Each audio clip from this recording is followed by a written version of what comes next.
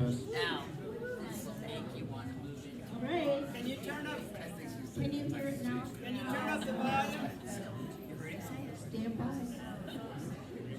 Now is it loud enough? Yeah, that's better. Yay. Oh my word, can you believe this turnout tonight? You need more volume over there? Yes. Okay. Please.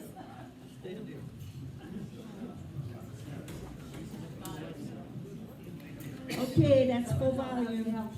Okay.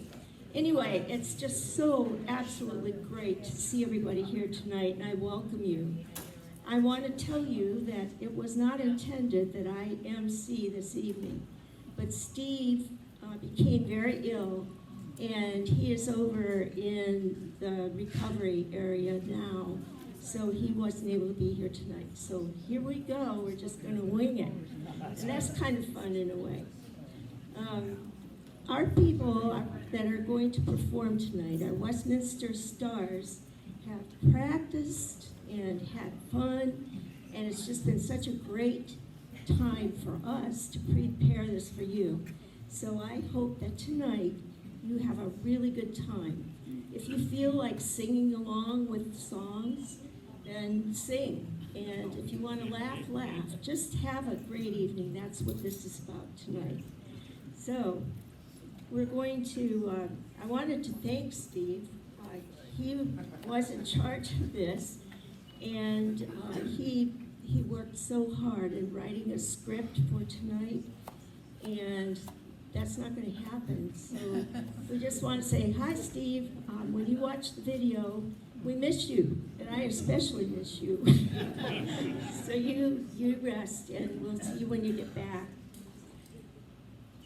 So, as you know, we have a very excellent line dance team here at Westminster Shores.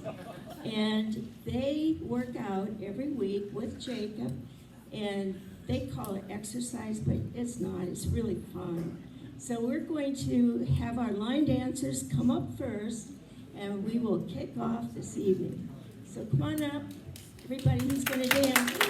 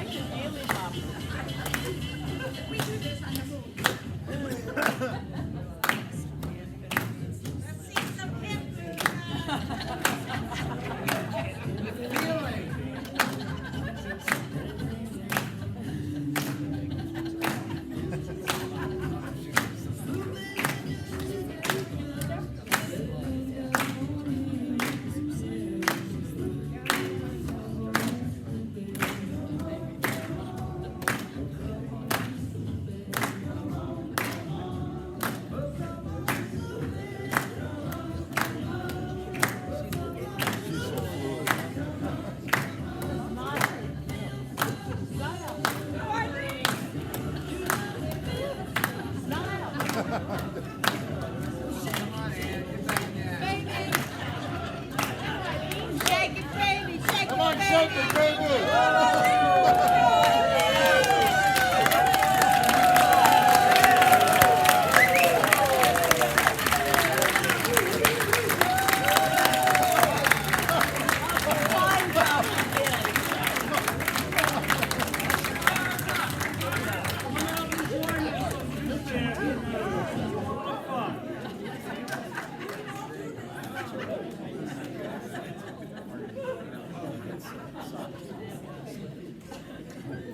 Oh my, wow, that was a fun start. Weren't they great? Yeah. On Tuesdays at 4 o'clock, I believe, right? Yes. 4 o'clock. Come on out and join the team, and next year you can be up here dancing. Where? They meet, where do you meet? Just in the back of this room. Okay, right in the back of this room. That was really spectacular. Well, so our next act is Miss Jeannie Terrell, and she is going to play Prelude Number 1 by Bach.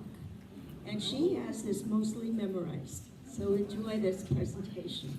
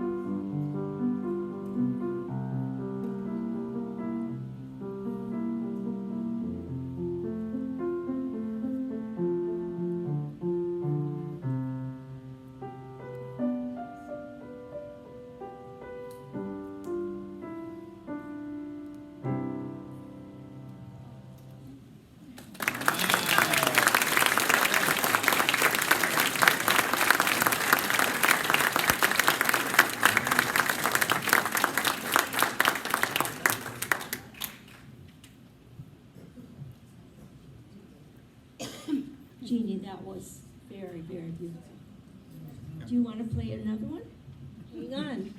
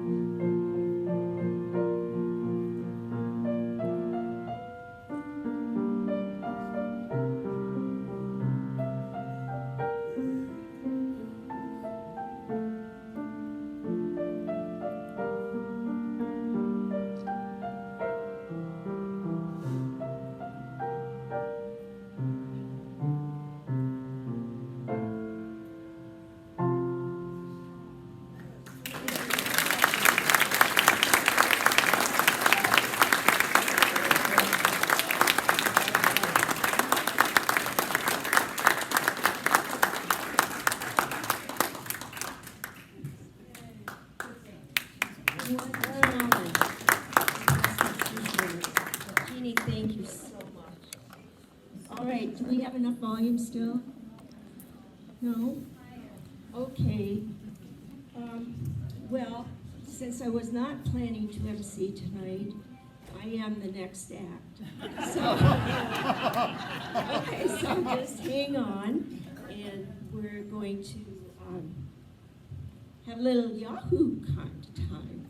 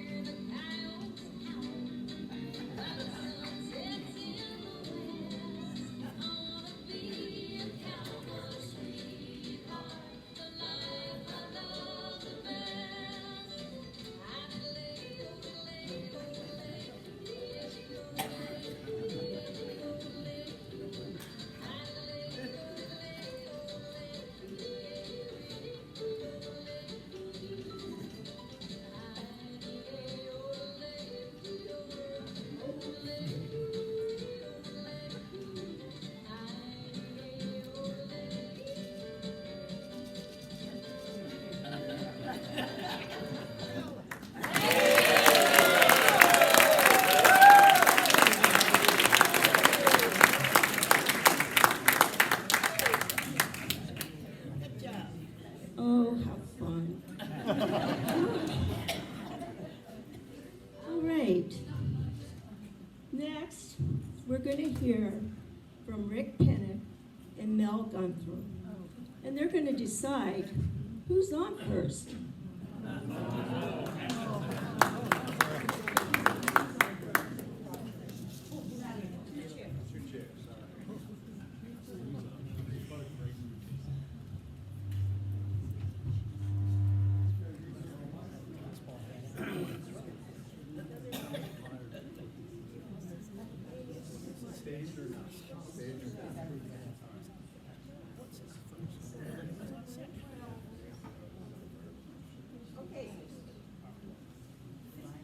This one? Yeah, we need the microphone and we need the stand. Let's do it. Okay. Okay. Here.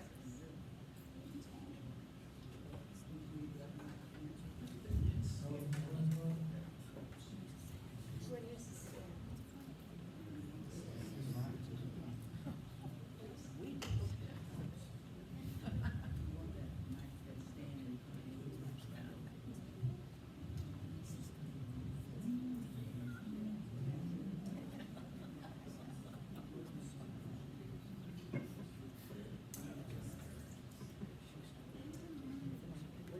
Mrs. Costello.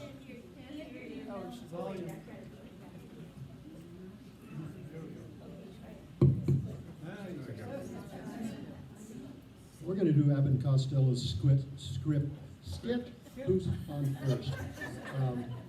This had its origins back in the days of vaudeville with some wordplay skits that they used to perform. Abbott and Costello got together in about 1933 and developed the skit shortly thereafter. First presented it nationally on the Kate Smith Show, radio show in 1936. An interesting factoid is that the director of the radio show didn't want to put it on. He didn't think it would be any good. 20 years later, after thousands of performances, it was enshrined in the Baseball Hall of Fame in Coopersville, New York. So I'm hoping that after this performance, they don't remove it. All right, set the scene. We're at Steinbrenner Field? Steinbrenner Field. And big game's going to go on, and I'm waiting for my friend, and I think I see him. Hey, Lou.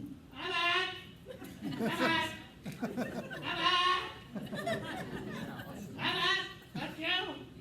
That's me. Hell, I forgot my damn line.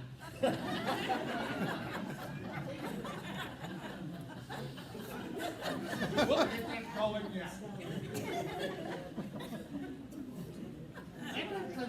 It's all good to see you today. Ad-lib there. It's hot out here, bro.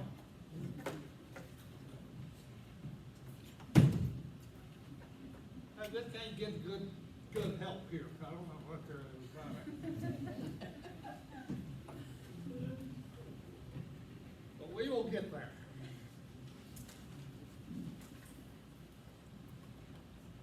Hey, all those people going to the game today? They certainly are.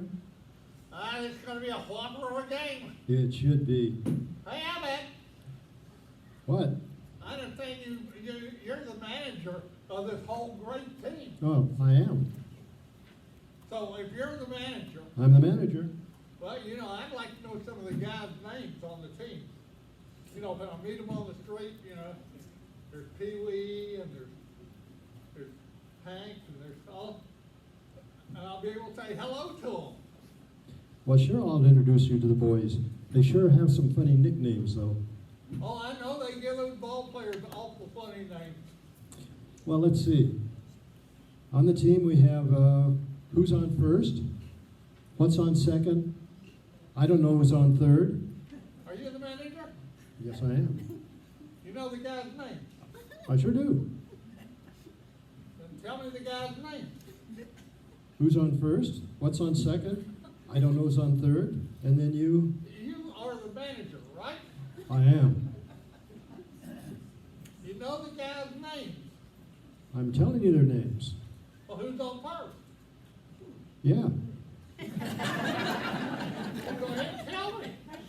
Who? The guy on first base. Who? The guy playing first base. Who? The guy standing there on first base. Who is on first? What are you asking me for? I'm asking you. I'm not asking you, I'm telling you. You ain't telling me nothing. I'm asking you who's on first. That's it. Well, go ahead and tell me. Who? The guy on first base. That's his name. That's whose name? Yes. Well, go ahead and tell me.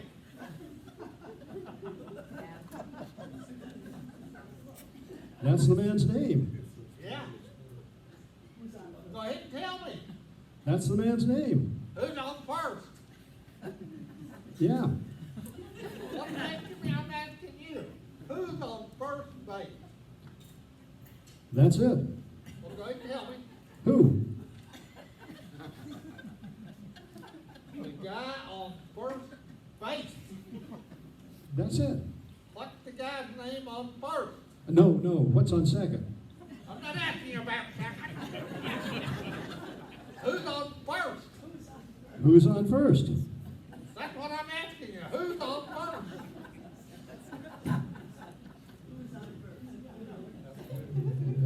we're out of sequence here.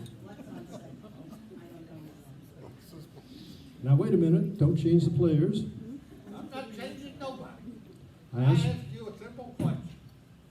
Who's the guy's name on first base? what's the guy's name on second base? I'm not asking you about second. Who's on first? I don't know. He's on third. Now we're talking about him. Look, you got a first baseman, Yes. and tell me the fella's name playing first. Who? The guy playing first base. That's his name. Wait, there's a guy's name on first base. What is the guy's name on first base? What is the guy's name on second base? I don't know. Who's playing second? Who is playing first? I don't know. He's on third base. That's just right over your line. I don't know. He's on third base. Look, when you pay off the first base every month, who do you pay the money to? Every dollar of it. Look, you gotta pay the money to somebody on first base, don't you? Yes, Does he give you a receipt? sure does. How does he sign the receipt? Who? The guy you give the money to. Who? The guy you give the money to. That's how he signs it. That's how he signs. Yes, Well, go ahead and tell me. that's it. That's who. Yeah, When you give the guy the money, does he have to sign a receipt? he does. How does he sign his name? Who? The guy you give the money to. That's how he signs it. You just don't give the money to somebody without having them sign a receipt. No. Who signs it? Who are you asking me for? Now calm down, I'm not asking you, I'm telling you. Well, go ahead and tell me. What's the guy's name that signs the receipt on first base? Well, now wait a minute. What signs his own receipt? Who signs his receipt? No, who signs his? I'm asking you. When the guy on first base gives you a piece of paper, Yes, now wait. he puts his name on it. No, who puts his name on it? How, And what puts his name on it? what does the fellow's name on first base look to you when he signs his name? What does it look like? Who? To you. That's how it does. How does it look to you? Who? To you. Who?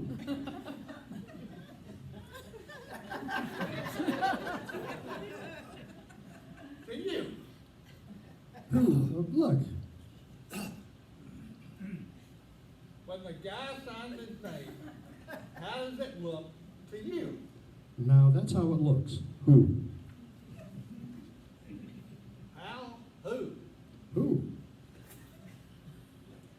I'm asking you, what's the guy's name on first base you give the money to? Who? After all, the man's entitled to it. Who is? Yes, sometimes his wife comes down and collects it. Good one. Yeah, sure.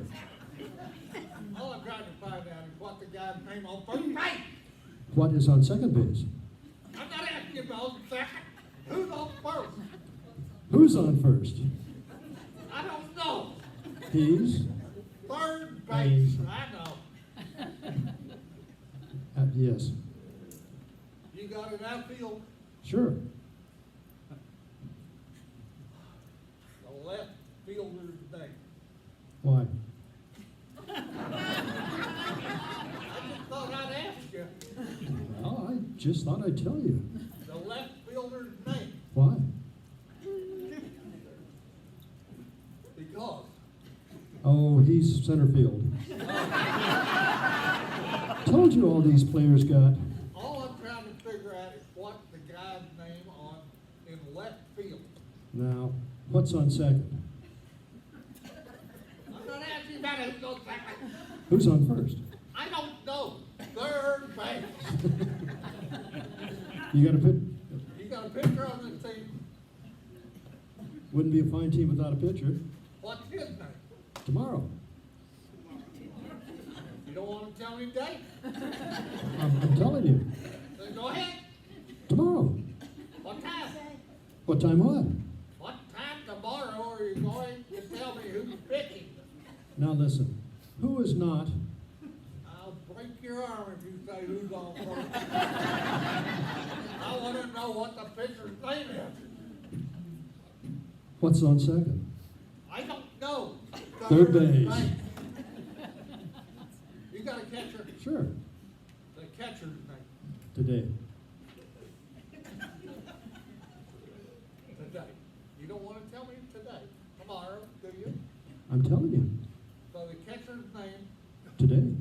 today and tomorrow's pitching. Now you've got it.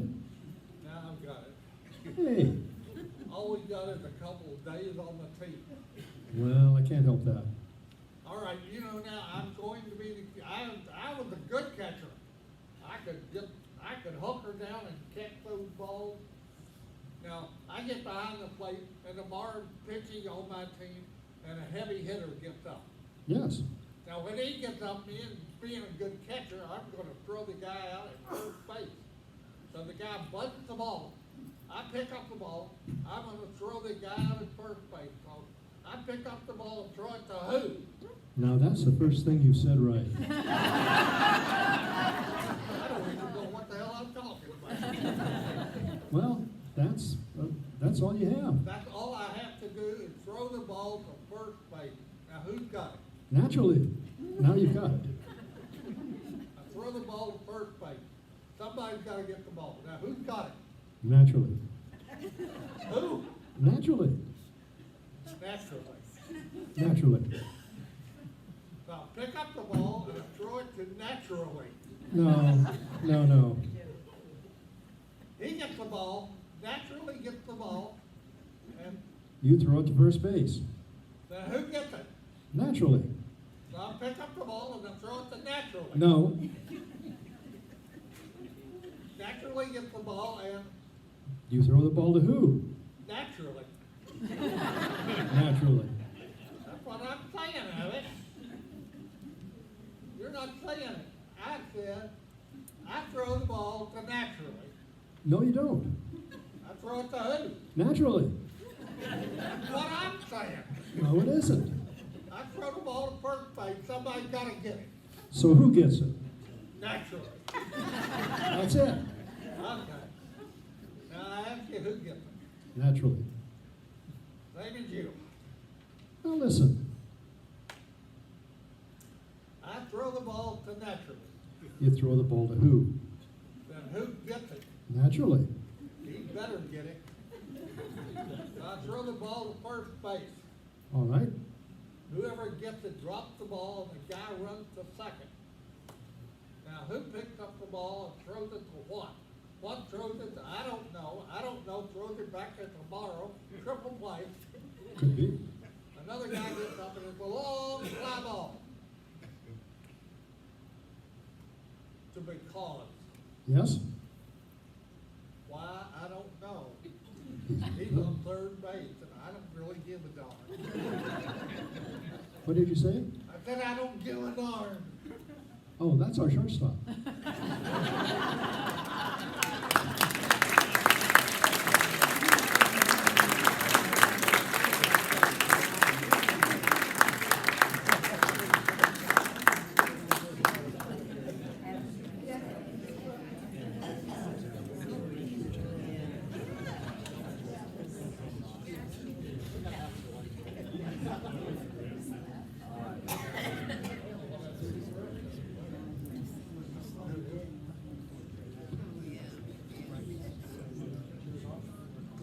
You know, you never get tired of hearing that. It's just so good. You guys are tremendous. Thank you very much. It was good.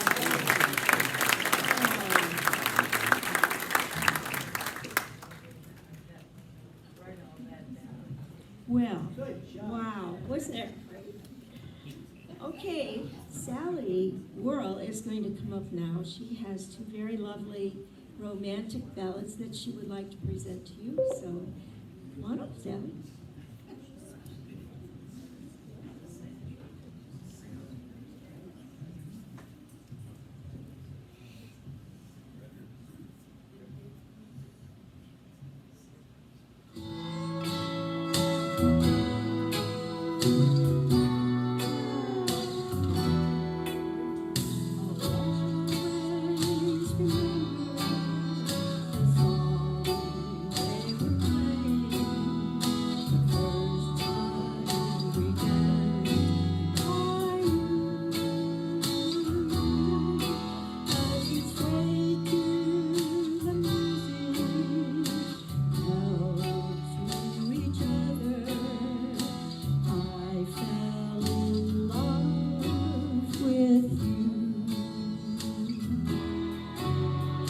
Could I have this dance for the rest of my life? Will you be my partner every night? When we're together, it feels so right. Will I have this dance for the rest of my life? I'll always remember that magic moment when I held you close to me. As we moved together, I knew forever you're all I'll ever need. Could I have this dance for the rest of my life? Will you be my partner every night? When we're together, it feels so right. Could I have this dance for the rest of my life? Could I have this dance for the rest of my life? Will you be my partner every night? When we're together, it feels so right. I have this dance for the rest of my life.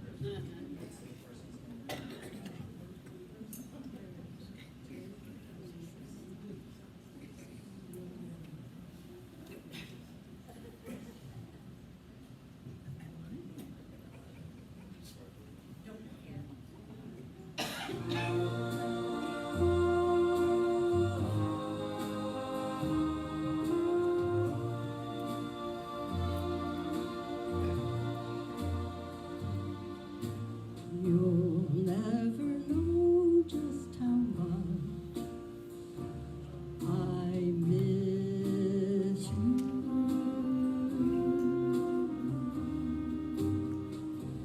You'll never know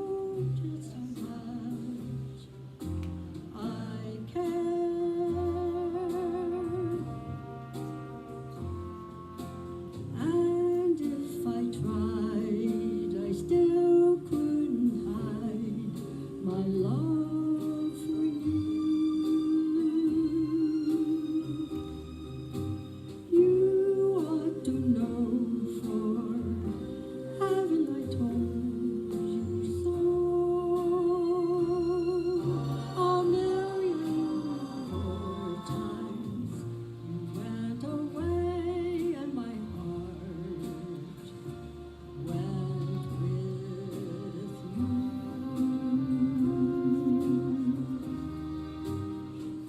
I speak your name in my every prayer. If there is some way to prove that I love you, I swear I don't know how. You'll never know if you don't know now.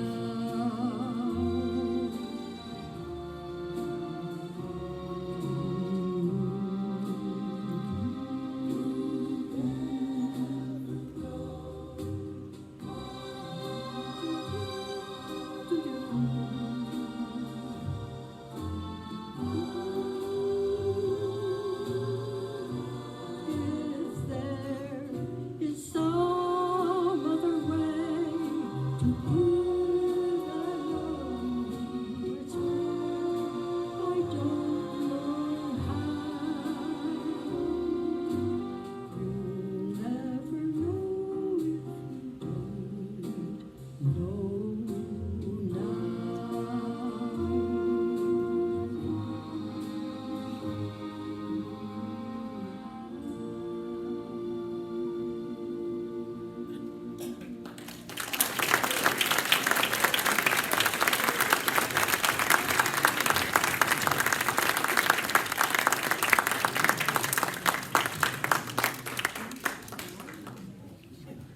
My words. You know, I think Sally sang that directly to Basil from her heart. It was really sweet. Thanks, Sally. All right.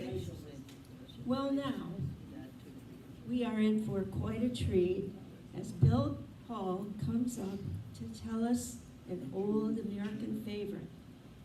It's going to be about Casey at the bat. Come on up, Bill.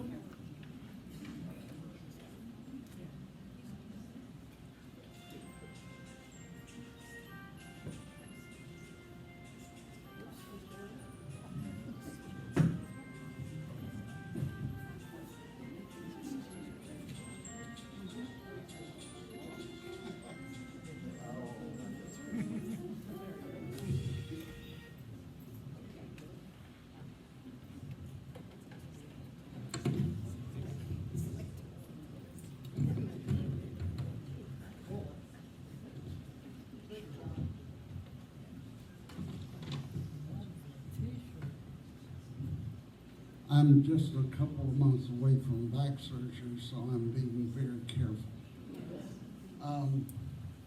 This outfit is proof positive that I have a split personality. From here up, I'm a great Rays fan. They won big last night. Go Rays.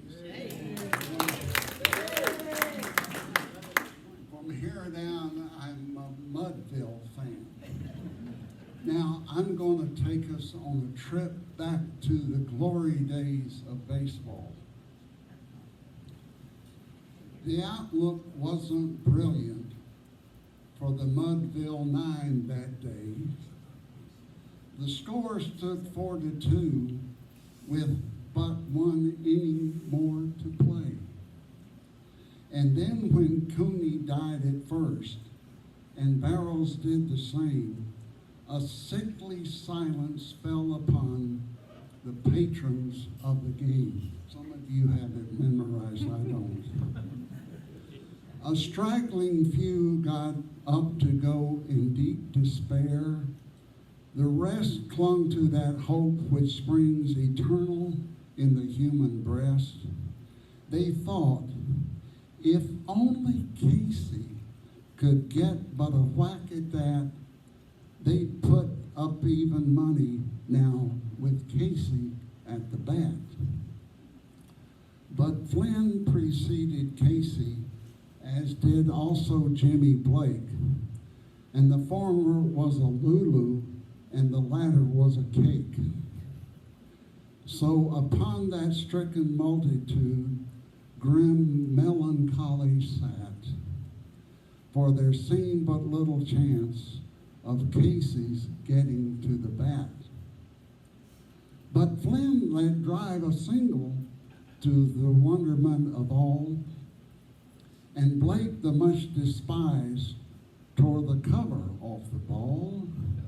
And when the dust had lifted and the men saw what had occurred, there was Jimmy safe at second and Flynn a hugging third. Then from 5,000 throats and more, there rose a lofty yell. It rumbled through the valley, it rattled in the dell. It knocked upon the mountain and recoiled upon the flat, for Casey, mighty Casey, was advancing to the bat. There was ease in Casey's manner as he stepped into his place.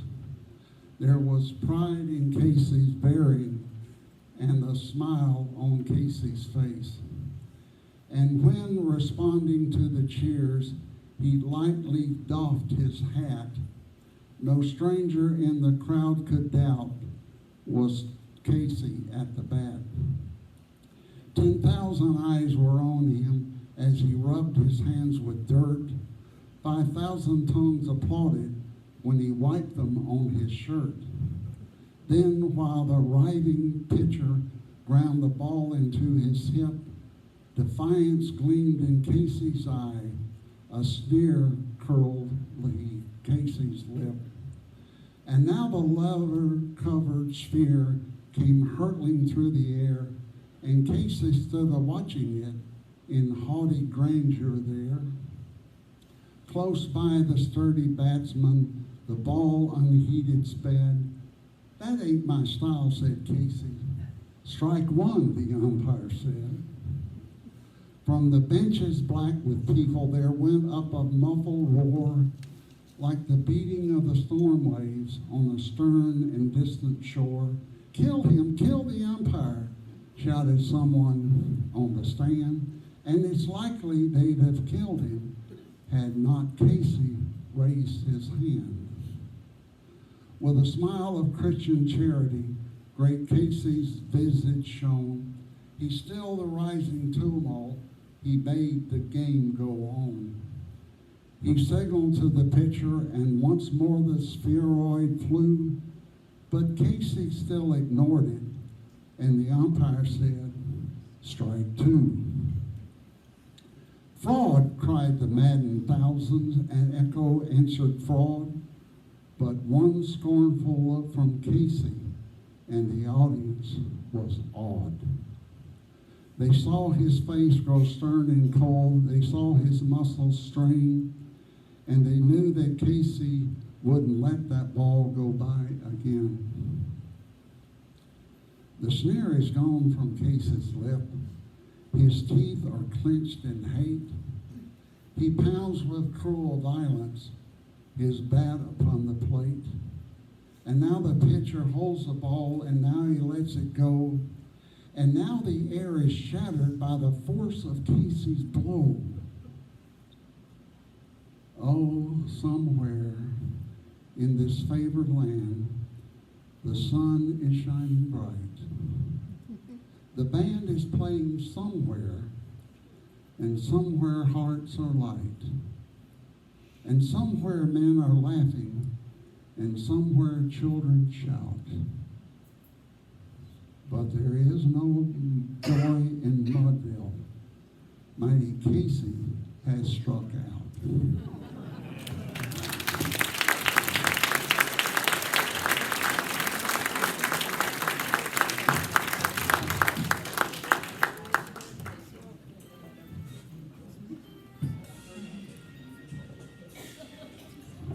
Oh my. Casey at the bat. Thank you, Bill. That was just great. Oh, my. Well, let's see. If you have not yet heard Jean Sankowski sing, you are in for a very excellent treat tonight. She's going to bring to us 2 songs, and I'm just going to step back. Jean, please come up and entertain us.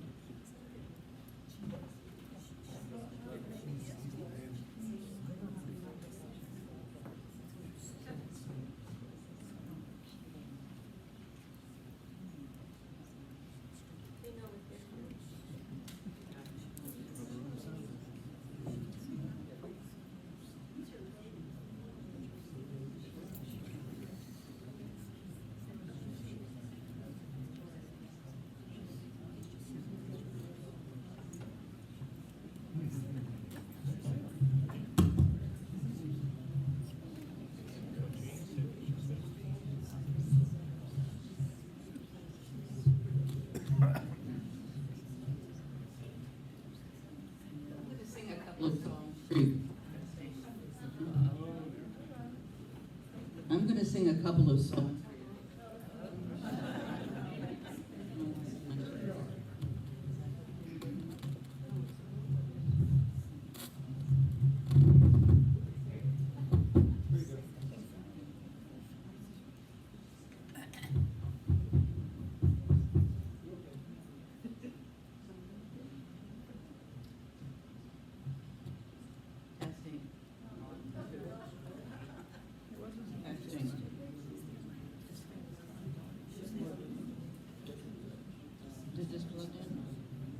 Testing 1.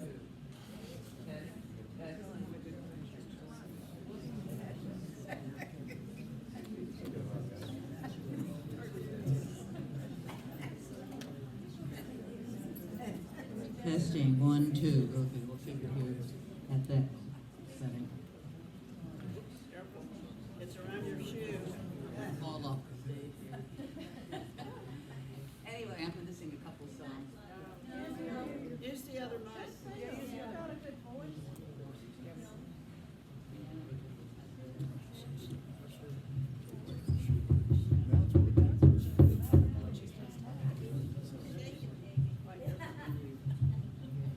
It there.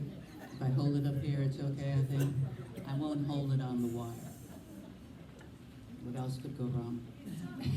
Anyway, the first song is a song that's an iconic song. You all know it. And we live in a wonderful world. Despite all that's going on around us, it's still a wonderful world. And this song that Louis Armstrong sang depicts the wonderful world we live in.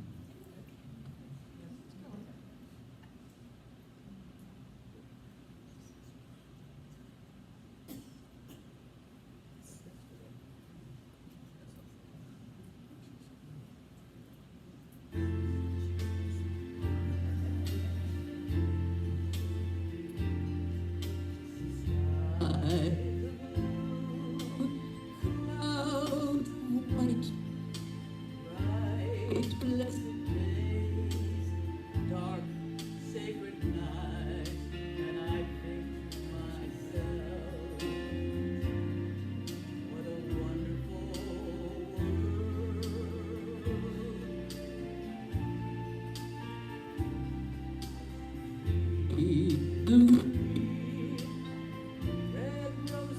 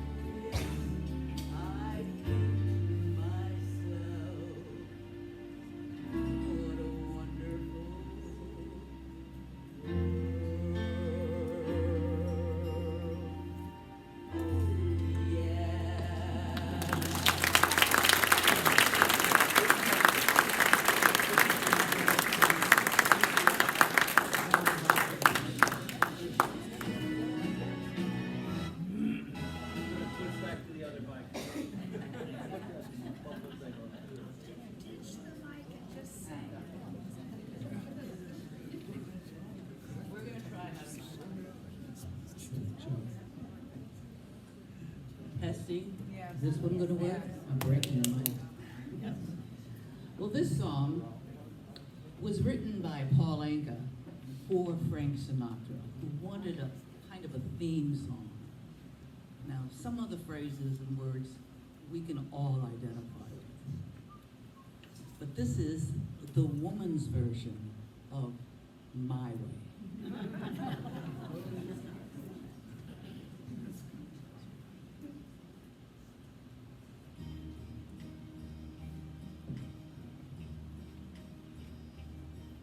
And now the end is near, and so I face the final curtain.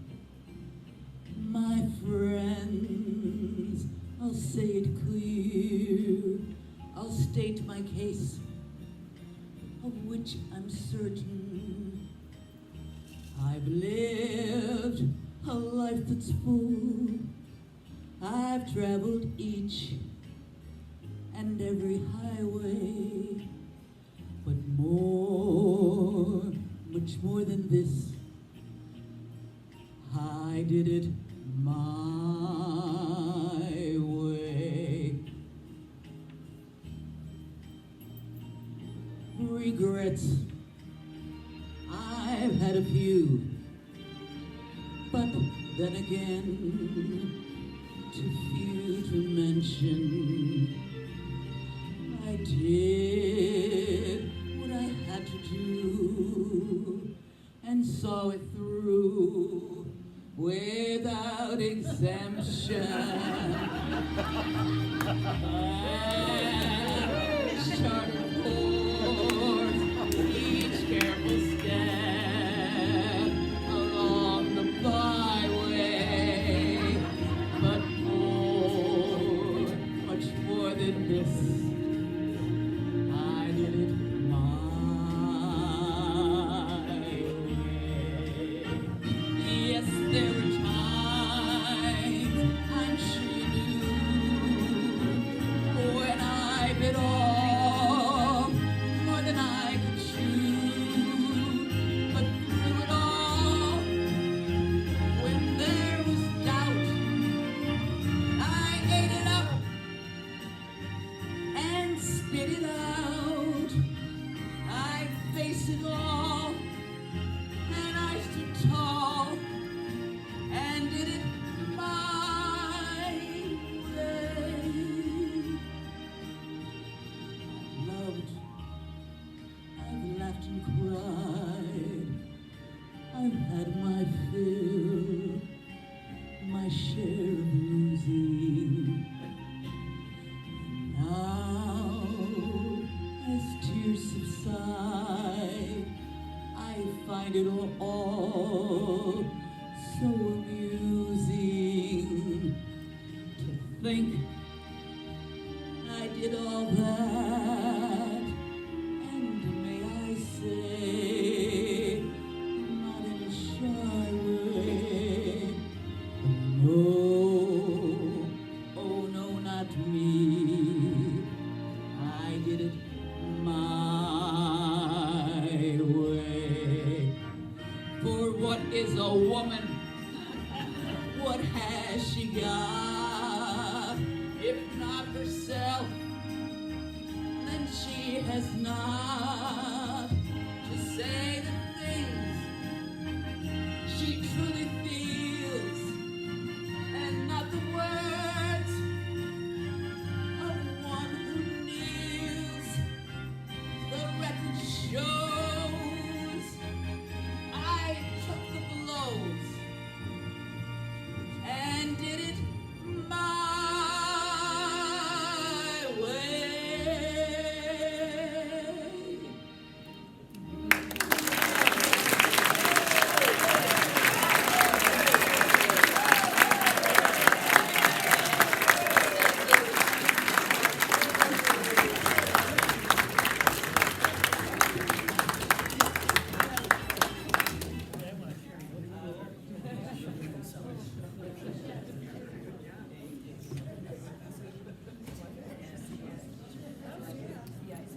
Wow.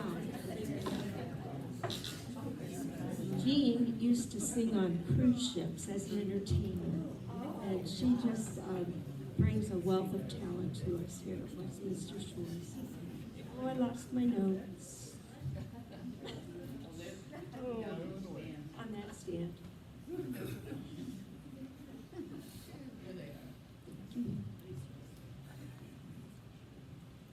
Okay.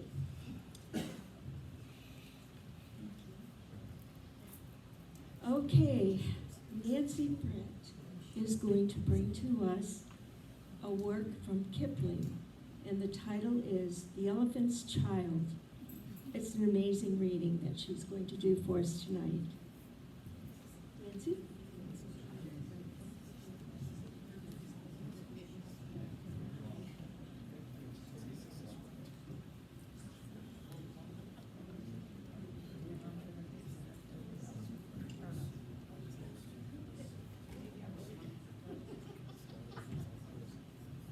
Thank you.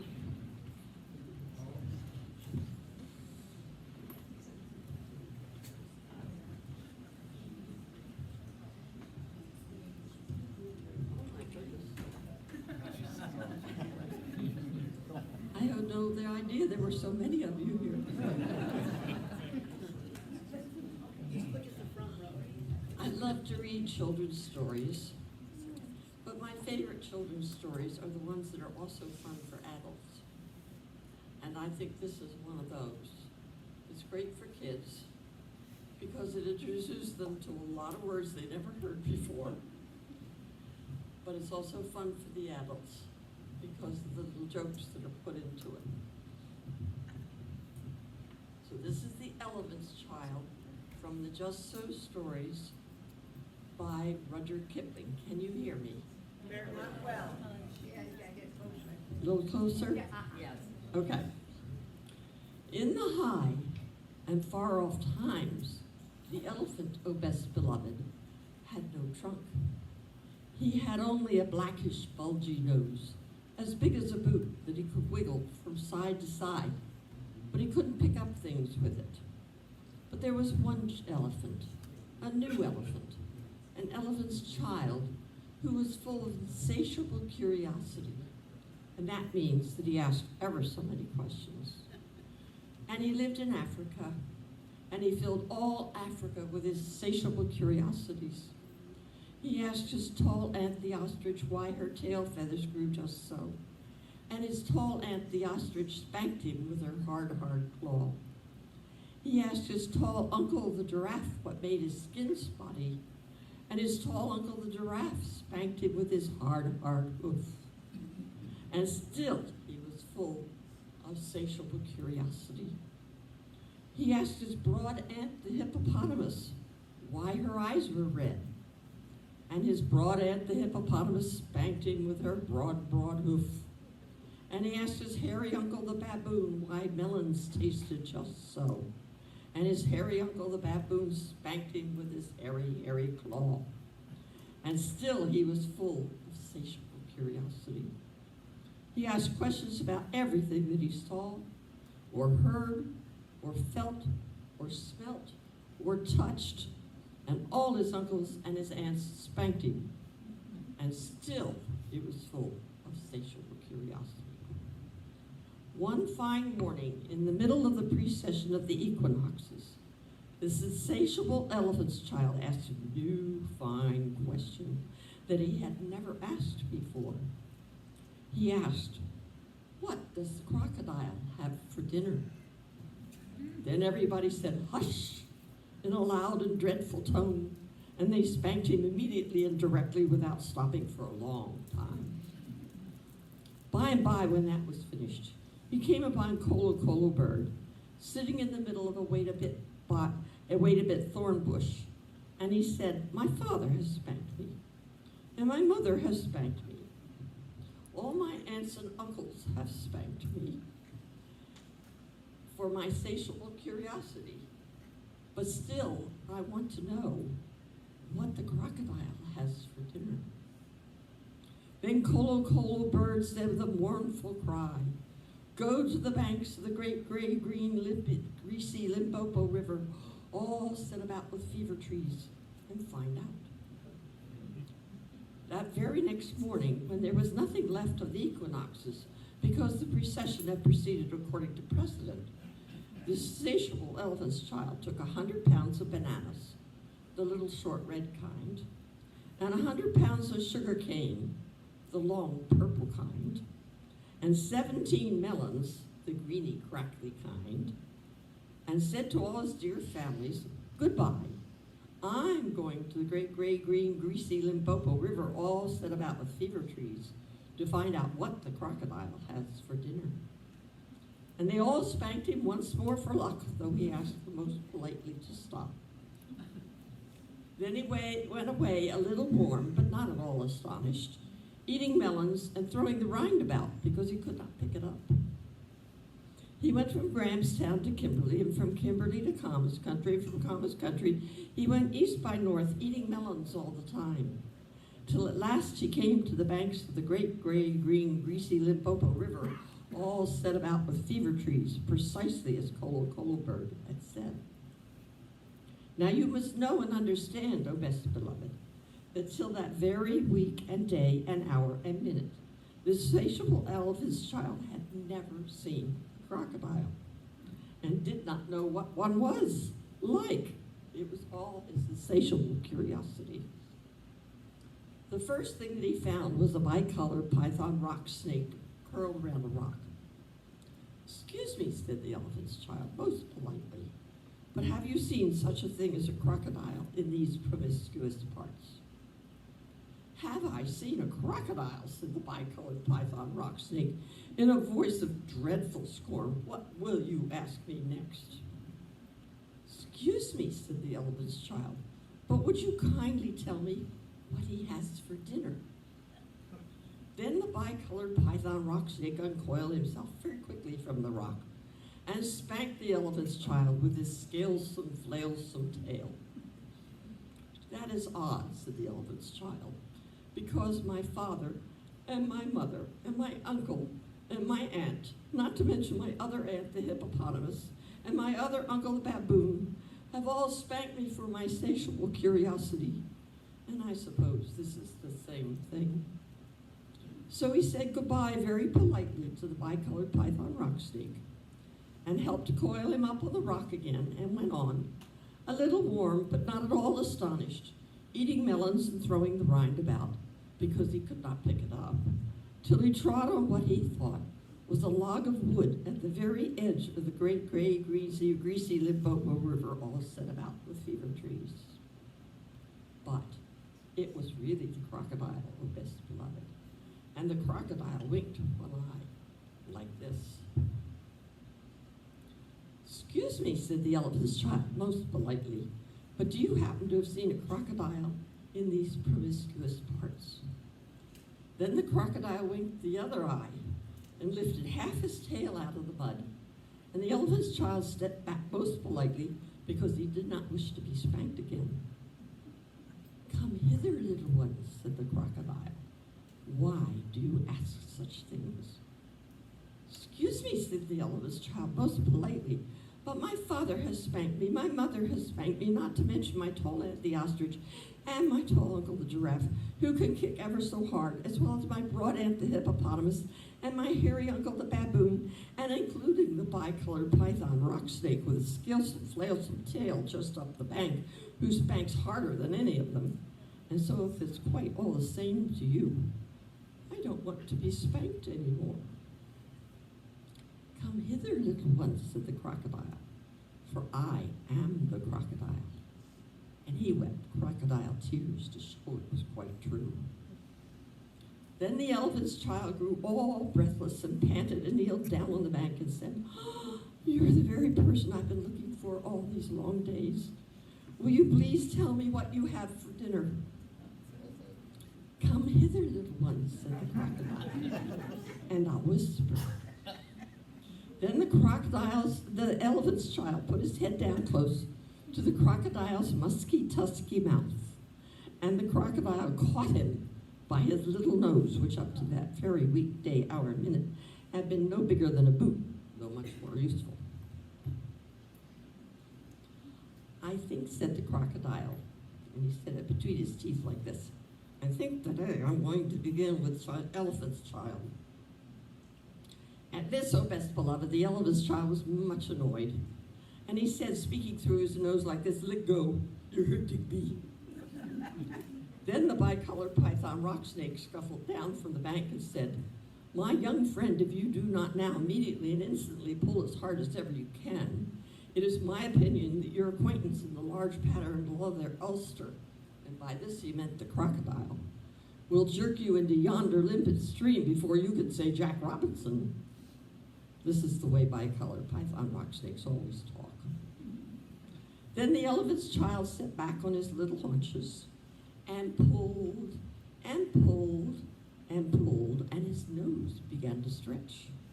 And the crocodile floundered into the water, making it all creamy with great sweeps of his tail, and he pulled and pulled and pulled.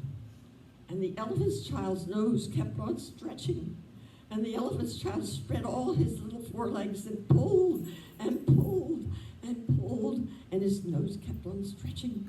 And the crocodile threshed his tail like an oar, and he pulled and pulled and pulled, and at each pull, the elephant's child's nose grew longer and longer, and it hurt him hideous. Then the elephant's child felt his legs slipping, and he said through his nose, which was now nearly 5 feet long, "This is too much for me." Then the bicolored python rock snake came down from the bank and knotted himself in a double clove hitch around the elephant's child's hind legs and said, "Rash and inexperienced traveler, we will now seriously devote ourselves to a little high tension, because if we do not, it is my impression that yonder self-propelling man-o-war with the armor-plated upper deck," and by this, O best beloved, he meant the crocodile, "will permanently vitiate your future career." That is the way all bicolored python rock snakes always talk. So he pulled, and the elephant's child pulled, and the crocodile pulled, but the elephant's child and the bicolored python rock snake pulled hardest. And at last the crocodile let go of the elephant's child's nose with a plop you could hear all up and down the Limpopo. Then the elephant's child sat down, most hard and sudden, but first he was careful to say thank you to the bicolored python rock snake, and next he was kind to his poor pulled nose, and wrapped it up in cool banana leaves, and hung it in the great gray green greasy Limpopo to cool. "What are you doing that for?" said the bicolored python rock snake. "Excuse me," said the elephant's child, "but my nose is badly out of shape, and I'm waiting for it to shrink." "Then you will have to wait a long time," said the bicolored python rock snake. "Some people don't know what is good for them." Then the elephant's child sat there for 3 days, waiting for his nose to shrink, but it never grew any shorter, and besides it made him squint. For, O best beloved, you will see and understand that the crocodile had pulled it out into a really, truly trunk, same as all elephants have today. At the end of the 3rd day, a fly came and stung him on the shoulder. And before he knew what he was doing, he lifted up his trunk and hit that fly dead with the end of it. "Vantage number 1, said the bicolored python rock snake. "You couldn't have done that with a mere smear nose. Try and eat a little now." Before he thought he was doing, the elephant's child put out his trunk and plucked a large bundle of grass, dusted it clean against his forelegs, and stuffed it into his own mouth. "Vantage number 2, said the bicolored python rock snake. "You couldn't have done that with a mere smear nose. Don't you think the sun is very hot here?" "It is," said the elephant's child, and before he thought what he was doing, he slooped up a sloop of mud from the banks of the great green greasy Limpopo and slapped it on his head, where it made a cool, sloopy, sloshy mud cap all trickling behind the ears. "Vantage number 3, said the bicolored python rock snake. "You couldn't have done that with a mere smear nose. Now, how do you feel about being spanked again?" "Excuse me," said the elephant's child, "but I should not like it at all." "How would you like to spank somebody?" said the bicolored python rock snake. I should like it very much indeed, said the elephant's child. Well, said the bicolored python rock snake, you will find that new nose of yours very useful to spank people with. Thank you, said the eldest child. I'll remember that. And now I think I'll go home to all my dear families and try. So the elephant's child went home across Africa, whisking his trunk. When he wanted to eat fruit, he pulled fruit down from a tree instead of waiting for it to fall, as he used to do. When he wanted grass, he plucked grass up from the ground instead of going on his knees, as he used to do. When the flies bit him, he broke off the branch of a tree and used it as a fly whisk, and he made himself a new cool, slushy, squishy mud cap whenever the sun was hot.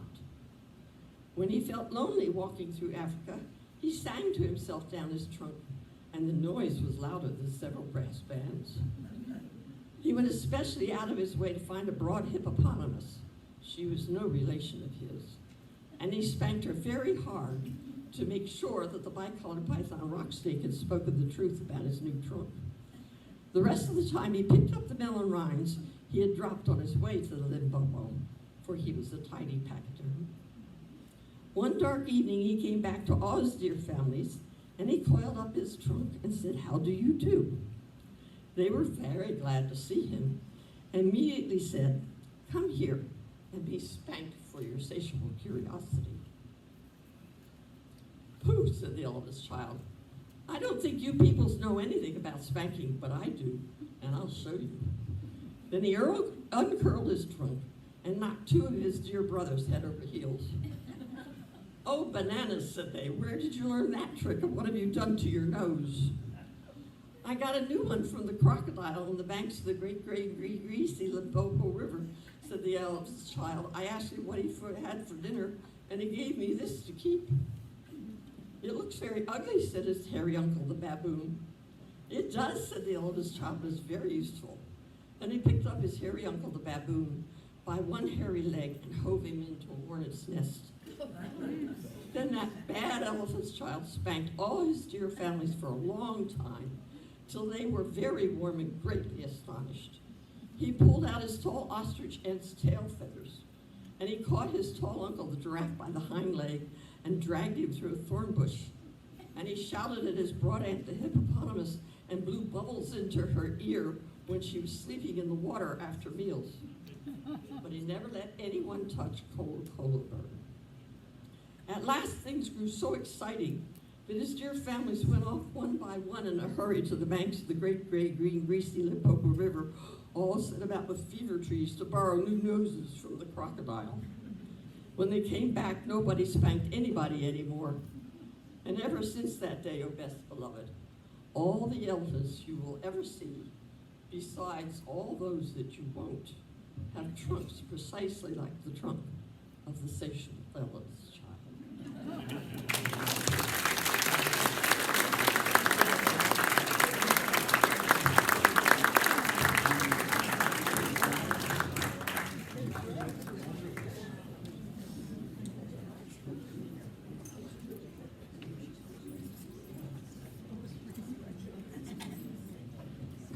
Nancy, thank you so much. That was outstanding. I've heard a lot of reading competitions in my time, and Nancy, you nailed it tonight. It was great. Thank you. All right, we have one more act, unless Ernesto shows up. He was invited, but he has been busy with the special dinner tonight, and he kept telling me, I'll be there, so don't be surprised if Ernesto comes crashing through and does something we don't know what he's planning. But at this time, we're going to invite Tallulah Taylor and Rick Pennick to come up. Tallulah is in the Westminster Shores Ukulele Club. I don't know how many are left in there now, but it's dwindling a little bit. We need to bring people back that are interested in ukulele. And they're going to sing a great, great song that we all know, and it's Michael, Row Your Boat Ashore. So let's hear from Tallulah and Rick.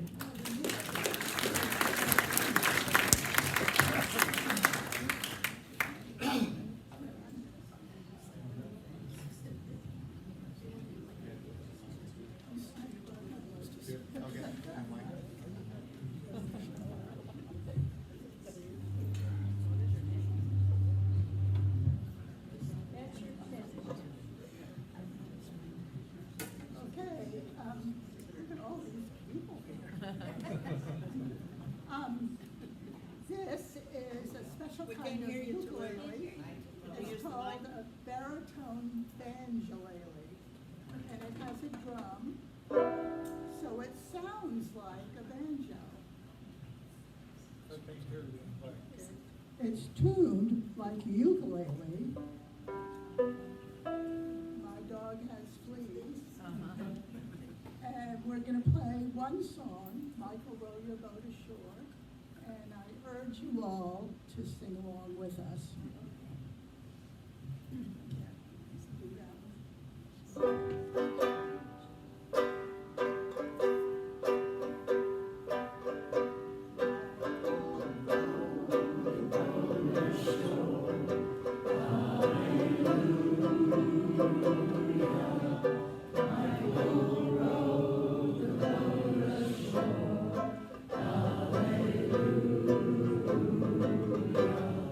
Michael's boat is a music boat.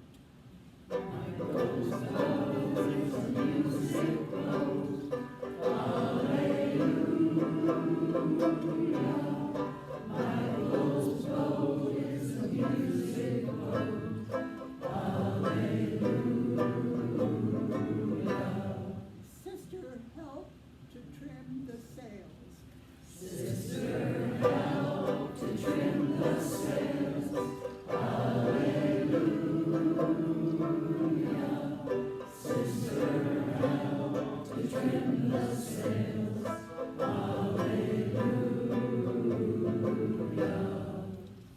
The river Jordan is chilly and wide, chills the body and not the soul. Hallelujah. River Jordan.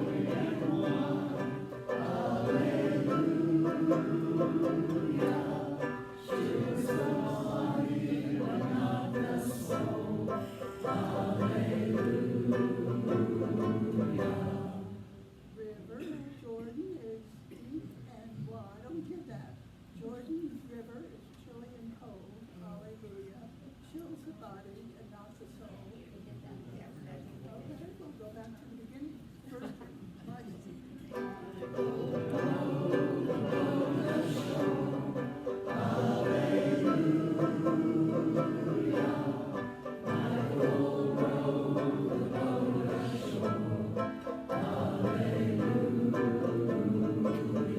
One more time.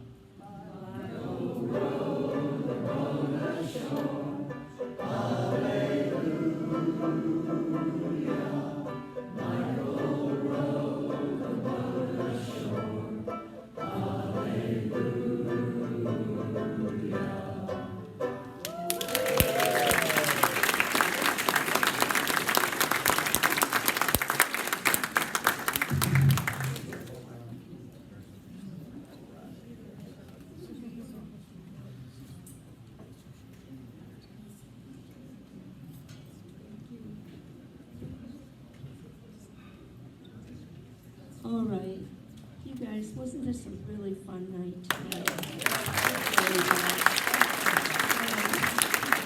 I hope you enjoyed yourselves and that we leave here with happy memories of days of old when some of those songs that we heard long ago, we've been renewed tonight. And I just want you to leave with a melody in your heart and happiness as we go out and have a great evening.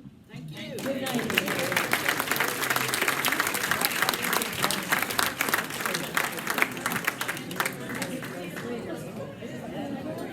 One more announcement.